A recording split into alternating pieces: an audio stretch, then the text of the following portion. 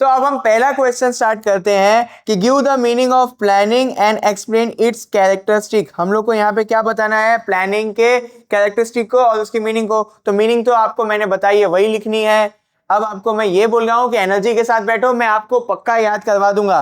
पहला कैरेक्टरिस्टिक क्या है, यूनिवर्सल प्रोसेस। क्यों प्लानिंग की कैरेक्टरिस्टिक के अंदर पहला आया यूनिवर्सल प्रोसेस? क्योंकि चाहे बिजनेस हो, चाहे सोशल एक्टिविटी हो, चाहे स्पोर्ट्स हो, चाहे रिलीजियस एक्टिविटी हो, सारी एक्टिविटीज के अंदर क्या यूज होता है, प्लानिंग। इसीलिए प्लानिंग को क्या बोला गया, यूनिवर्सल प्रोसेस। मैं यहाँ पे जो भी लिखूंगा वो फुल फॉर्म में नहीं लिखूंगा, बट आपको पूरा फुल फॉर्म में लिखना है। मेरी एग्जाम हो गई आपकी, बाकी है नोटबुक निकाल लो, एनर्जी के साथ ये सारी चीजें लिखते चलो, आपको पक्का याद हो जाएगा अभी के अभी।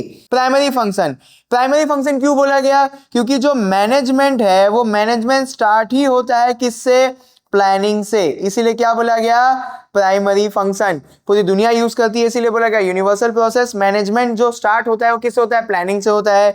कॉन्शियस एंड मेंटल प्रोसेस, आपको जो प्लानिंग है ना वो कॉन्शियसली और मेंटल प्रोसेस होके लेनी पड़ेगी। समझ में नहीं आ रहा, समझा देता हूँ। कॉन्शियस का मतलब होता है अलर्ट, आपको बहुत ज्यादा अलर्ट होके मेंटल यानी ब्रेन से बहुत ज्यादा क्या लेने पड़ेंगे, डिसीजन। और वो डिसीजन आप कैसे लोगे, बहुत ज्यादा कैलकुलेशन करके। यही लाइन मैंने आपके आंसर में लिखी हुई है। तीसरा जो आपका कैरेक्टरिस्टिक है वो है conscious and mental process. Conscious का मतलब होता है अलर्ट, आपको बहुत ज्यादा अलर्ट होके दिमाग से कैलकुलेट करके एक डिसीजन यानी बहुत सारे डिसीजन लेने होंगे प्लानिंग के अंदर। तो कौन सा कैरेक्टरिस्टिक हो गया, conscious and mental process. Flexibility, अब इसको समझना, टाइम सिचुएशन के हिसाब से बिजनेस के अंदर चेंज लाना पड़ता है, मतलब प्लानिंग के अंदर चेंज लाना पड़ेगा। जब कोरोना आया था तो बहुत सारे बिजनेस के लिए टाइम बेकार था, सिचुएशन बेकार थी, तो उसके हिसाब से वो लोग ने अपने प्लानिंग को बदला होगा बिजनेस को चलाने के लिए। तो फ्लेक्सिबिलिटी का मतलब टाइम और सिचुएशन के हिसाब से आपको आपके प्लानिंग को बदल देना पड़ेगा।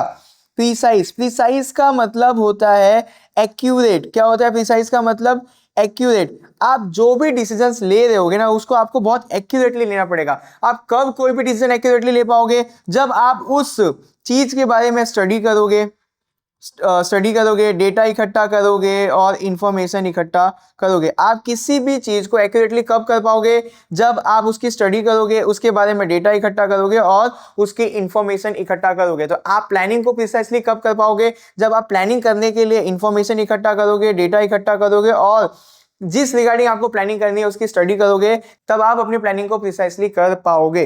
फोरकास्टिंग इज एसेंशियल, आप सबको पता है कि प्लानिंग किससे कनेक्टेड है, फ्यूचर से। तो फ्यूचर क्या होता है, अनसर्टेन होता है। तो फ्यूचर के अंदर जो भी बैड सिचुएशन आने वाली है, आज ही हमको उसका क्या कर लेना होगा, अजम्पशंस कर लेना होगा। क्या बोला, फोरकास्टिंग इज एसेंशियल। आप प्लानिंग किसके लिए कर रहे हो, फ्यूचर के लिए। फ्यूचर क्या है, अनसर्टेन है, यानी कि फ्यूचर में बहुत ज्यादा बैड सिचुएशन आ सकती है, तो उसके बारे में बहुत सारी चीजों को आज ही आपको अज्यूम कर लेना होगा ताकि आपका बिजनेस अच्छे से चल सके। अब यहाँ पे बोला गया लिस्ट ऑफ अल्टरनेटिव। जब आपको मालूम है कि बहुत ज़्यादा बैड सिचुएशन आएगी तो आपको बहुत सारे अल्टरनेटिव प्लान बना के रखना होगा। जैसे कि प्लान ए बना लो, प्लान बी बना लो या प्लान सी बना लो। आपको मालूम है कि फ्यूचर किससे कनेक्टेड है, प्लानिंग किससे कनेक्टेड है, फ्यूचर से। और फ्यूचर में बहुत सारी बैड सिचुएशन आ सकती है, तो आप बहुत सारे अल्टरनेटिव बना लो, plan A, plan B, plan C. अगर प्लान बी फेल होता है तो प्लान सी, अगर ये दोनों फेल हो जाते हो तो प्लान ए से अपना काम चलवा लेंगे। तो क्या हुआ, list of alternative concern with future.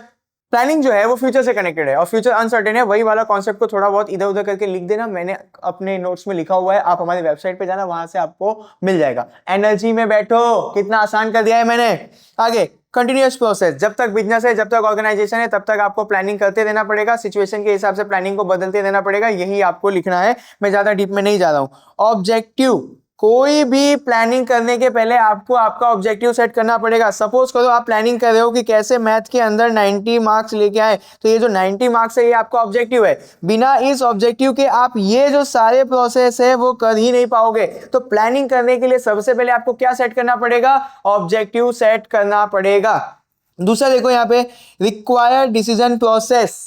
आपने यहाँ पे ये जो 90% लाना है इसके लिए बहुत सारे डिसीजंस लिए होंगे। कैसे कि मैं रोज मैथ में 2 आवर्स पढ़ूंगा।